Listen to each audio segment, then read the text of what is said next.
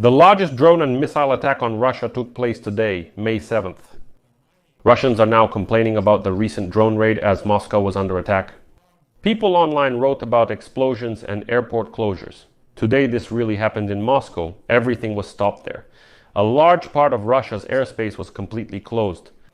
Well, later it turned out that airfields and defense enterprises on Russian territory were indeed hit. And in particular, we're talking about the Kubinka air base in the Moscow region where the Su-27 and MiG-29 are based. By the way, they were supposed to participate in the May 9th parade. On the other hand, right now, the Washington Post is writing that on May 9th, Ukraine might launch massive attacks on certain regions of Russia, but not on Moscow. In response to this, the Kremlin is already threatening that Putin is planning a strike with the Oreshnik against Ukraine, most likely targeting Kiev. Kremlin propagandists are writing that Ukraine should not attack Russia, claiming it would be better for Ukraine. I'm Alexei Pechi. It's May 7th. In this episode, we'll discuss the biggest attack on Russia. So, starting from Tuesday, May 6th, unmanned aerial vehicles were reported to be flying over the territory of the Russian Federation. Some of them even reached Moscow. And so the Russian Ministry of Defense stated that after 1900, their air defense destroyed and intercepted them over the territories of Bryansk, Kursk, Oryol, Kaluga, and Ryazan regions. 56 Ukrainian fixed-wing drones and one more unmanned aerial vehicle was shot down over the occupied Crimea. Moscow's mayor, Sergei Sobyanin, reported that 8 additional drones were shot down while approaching the Russian capital in the evening. Residents of Tula, Yaroslavl, Tver, Vladimir, and Moscow regions report disruptions with mobile phone service. Indeed, the connection was cut off, and it was reported that this is the largest drone attack on Russia so far. Already the next day, that is today, May 7th, it became known that 2 airfields and a number of defense enterprises were hit on the territory of Russia. Andrei Kovalenko, head of Ukraine's National Security and Defense Council's Center for Countering Disinformation, reported this. Next, here is the quote. Important defense industry enterprises were attacked in Russia, while Moscow once again struck at the civilian infrastructure of our cities, killing people. So, according to Kovalenko, in Saransk, a fiber optic systems plant was hit, which is a key element of the Russian defense industry in the field of modern military communications. It specializes in the production of fiber optic cables and communication systems for the Russian army, in particular for fiber optic drones.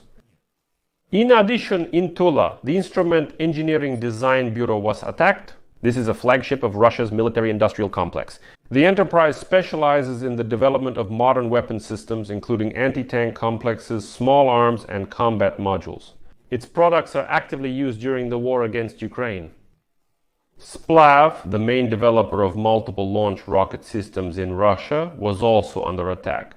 It was here that the Grads, Uragans, and Smerches were created, systems that are actively used against Ukrainian cities and on the front lines. It is also noted that the enterprise has close ties with the Rostec Corporation and remains one of the priority weapons manufacturers for the Russian army. 2 airfields in Russia were also hit, the Shaikovka airfield in Kaluga region where the Tu-22-1003 is based and where missiles are stored, in particular the Kecha-22. The airbase Kubinka in Moscow region was also hit where the Tu-27 and MiG-29 are based. Later, a report appeared that the fiber optic systems plant in Saransk was seriously damaged after the strike. As Kovalenko said, quote, "Fiber optics is one of the enemy's advantages on the front due to drones using fiber optics. This plant fully supplies the Russian army with fiber optics. Now the question is whether it is possible to stop its operation. It's clear that Ukraine will escalate attacks on Russian territory just before May 9th. But as the Washington Post writes today, citing a source in the Ukrainian Ministry of Defense despite concerns, Ukrainians consider an attack on the May 9th parade in Moscow unlikely. It is noted that in Russia there is increasing speculation that Ukraine might take advantage of this opportunity to put the Kremlin in an awkward position in front of its allies. However, a high-ranking representative of the Ukrainian Defense Forces told the publication that such an attempt is unlikely due to the low chances of success. Next is a quote. As you can see, all of Russia's air defense systems have been redeployed to protect Moscow. Even if there is an attempt, it will not be successful. Perhaps Ukraine will strike other regions, but not Moscow. Another representative of the Defense Ministry added that an attack on the event at Red Square, which is expected to be attended by officials from China, India, and even Europe, could provoke retaliatory actions from Russia and anger Washington. He called the suggestion that Ukraine is planning an attack exaggerated. Overall, Ukrainian attacks on Moscow in the past 2 days have led to the closure of airports in Moscow and other regions. 4 Moscow airports, Domodedovo, Sheremetyevo, Vnukovo, and Zhukovsky, temporarily suspended all operations on Tuesday due to overnight drone attacks. While overall Ukraine began regularly carrying out drone strikes on Russia in the spring of 2023. Let me remind you, at that time 2 drones reached the vicinity of the Kremlin but were shot down. Since then, Kyiv has mainly targeted Russian oil storage facilities and military sites outside of Moscow. Sometimes targets are sites in Moscow, however, without much effect. Well, and Sobyanin once again stated today that 19 drones were shot down as they approached Moscow early in the morning on May 7th. According to him, they did not cause any casualties or serious damage. The wreckage of the drone shot down by Moscow's air defense fell on a residential building near Kashirskaya metro station, about 11 kilometers from the Kremlin. That is, even considering that, as they said, 290 air defense systems were deployed around Moscow, a drone was still shot down just 11 kilometers from the Kremlin. That means it passed through several layers of this defense.